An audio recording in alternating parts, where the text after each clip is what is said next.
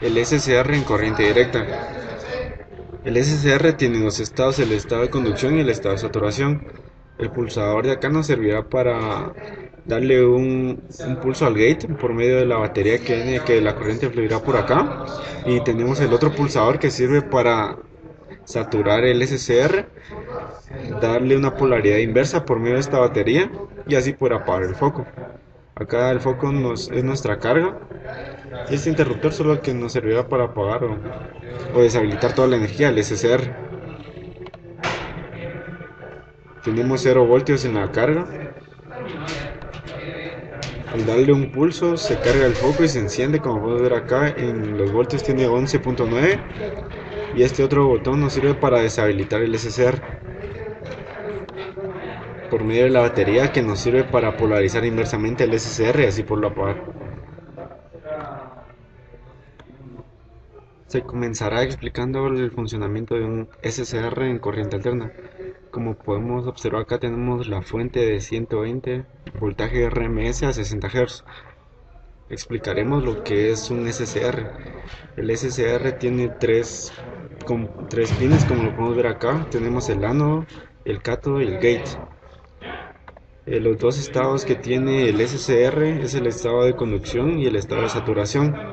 Conducción es cuando el ánodo es más positivo que el cátodo y que el gate recibe un pulso para poder activarlo. Y en el de corte es cuando esto es inversamente y no conduce o se encuentra en estado de saturación. Tenemos acá la resistencia que nos sirve para poder variar el ángulo de disparo y el capacitor también que nos ayudará para poder verlo acá en la gráfica y veremos cómo varía el ángulo de conducción. Tenemos la carga y en el osciloscopio que nos servirá para verlo y le daremos play.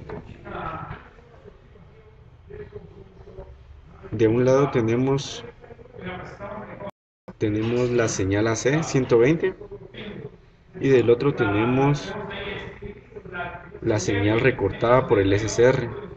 Como podemos observar, solo conduce el lado positivo, mientras que el lado negativo lo deja fluir todo, ya que acá no puede recortar, ya que el SCR solo puede funcionar en el lado positivo. Ahora, si variamos el potenciómetro, podemos observar que va a cambiar este ángulo hasta un cierto punto en el que deja conducir todo.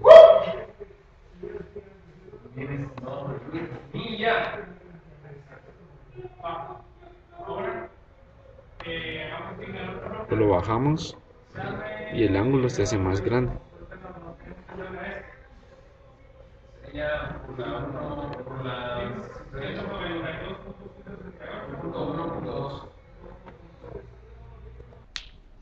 El TRIAC es un tipo de tiristor, lo utilizamos como un interruptor de bloques.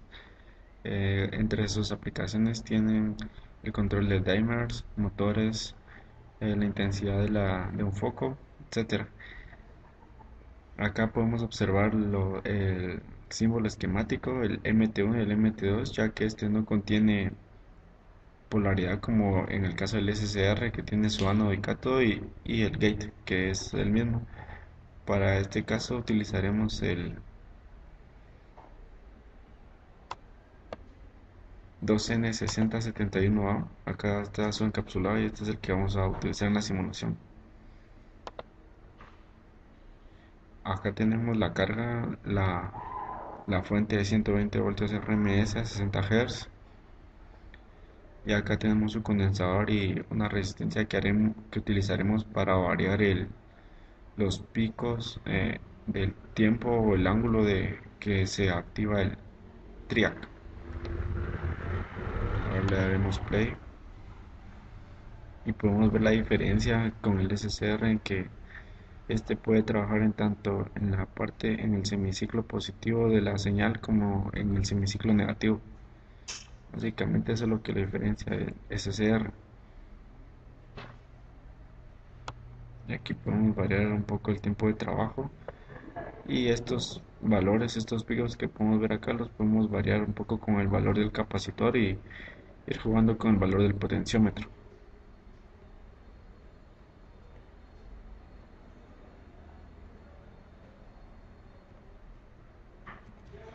El TRIAC es un triodo bidireccional, como lo hemos visto anteriormente en la comprobación, ya que a diferencia del SCR, que solo es unidireccional porque solo regula la parte positiva, el TRIAC puede regular las dos fases de la señal alterna. Ahora veremos una aplicación. Acá tenemos un optoacoplador para acoplar la señal del PIC que va a darle los pulsos necesarios para este triac que va a regular la señal y la intensidad de esta señal acá, que acá vamos a colocar una carga. Estos son los botones que servirán para ampliar o disminuir el ancho del pulso que va a regular la señal AC. Entonces, como podemos ver acá, tenemos el cruce por cero, que es la señal que sincroniza para poder obtener un resultado como este, en el que provoca un recorte en la señal alterna. Y este es el pulso que vamos a regular con los pulsadores a cada error, porque tiene un límite. Pero si lo colocamos otra vez,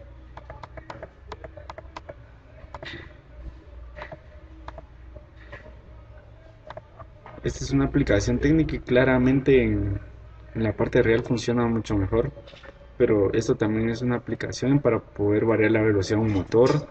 Este es un amplificador para señales pequeñas, clase A, con el BJT para señales alternas. Veremos aquí las propiedades de la fuente, que tiene amplitud 1 voltio y frecuencia 2000 Hz.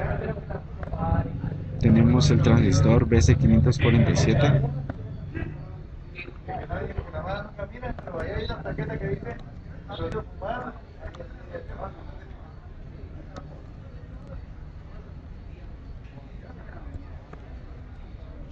el cual tiene como propiedades que es un NPN 625 miliwatts.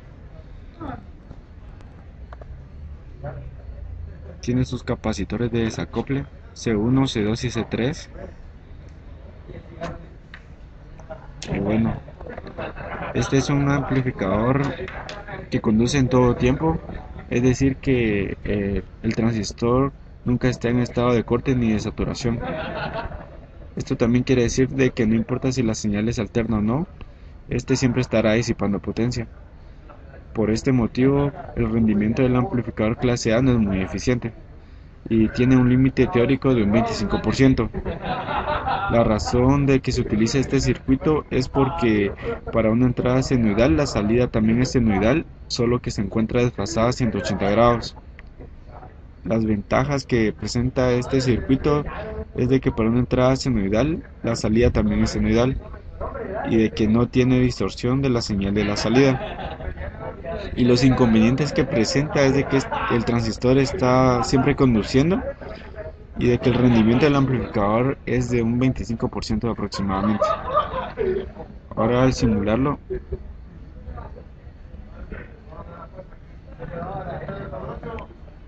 podemos observar en la señal amarilla es la señal AC, la señal azul es la señal de la carga que vemos en este punto. Podemos observar que se encuentra desfasada a 180 grados y que la amplitud ha disminuido.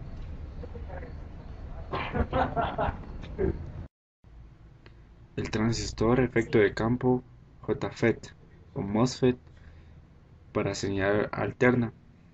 El símbolo esquemático de este componente es el que se muestra acá, el cual tiene tres terminales, el gate, el drenador y la fuente. Se denomina JFET o MOSFET ya que en la señal de entrada genera un campo eléctrico la cual manipula las señales en la drenadora. Este es el símbolo esquemático que utilizaremos para la simulación. Este esquema de estructura de un JFET de canal tipo N. Ahora estudiaremos la curva característica de este transistor y podemos ver que a valores más negativos disminuye la amplitud hasta que llega a un punto de saturación donde los electrones no pueden correr a una velocidad mayor y se satura el transistor. Esta es una curva característica de la corriente versus voltaje en el canal N, mostrando el aumento abrupto de la corriente en la región de avalancha. Esto ocurre cuando hay una polarización inversa. Este fenómeno se produce mayoritariamente en la parte posterior del canal, ya que en estas regiones donde el diodo tiene una polarización inversa más elevada.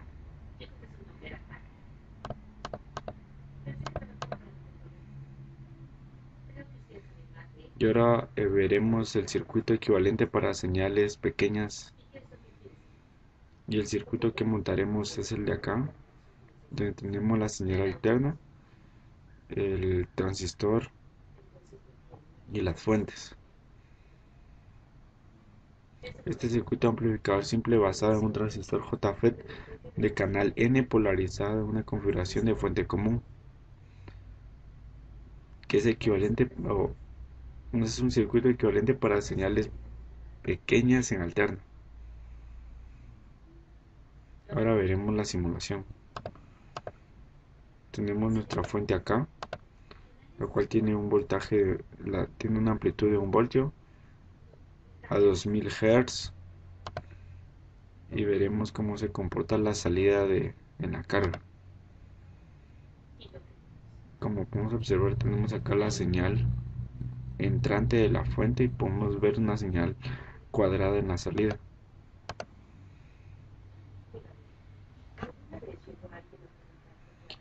Es la denominada conductancia al canal en los transistores. Esta magnitud suele tener un valor muy pequeño, ya que la curva característica es la región de saturación, que son prácticamente horizontales, que es lo que podemos observar en la gráfica. Y modificando los valores de las fuentes podemos obtener podemos variar el tiempo de trabajo de la señal.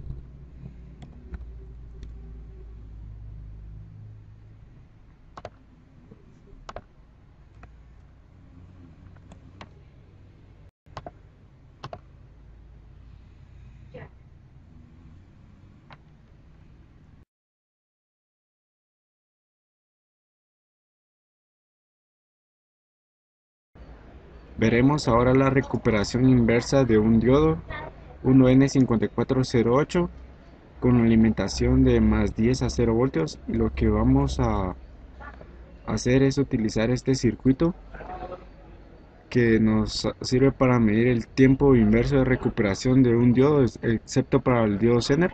Lo que vamos a hacer es colocar un generador, ir incrementando la frecuencia para poder obtener una señal similar a esta, y el pico que tengamos acá abajo será el pico del tiempo de recuperación que tarde el diodo.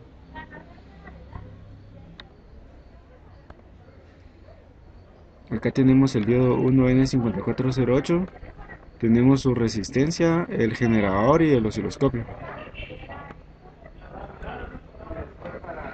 Tenemos una frecuencia de 3 kHz. Si desplazamos, si movemos podemos ver que existe un pequeño pico acá, el cual es el tiempo de recuperación del diodo. Ahora trataremos de buscarlo.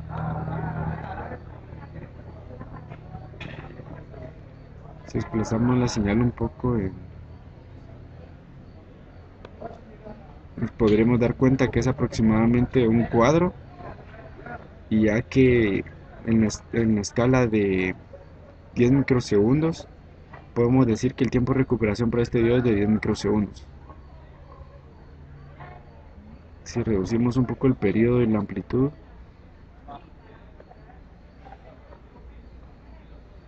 podremos observar mejor el efecto, que es el tiempo de recuperación del diodo.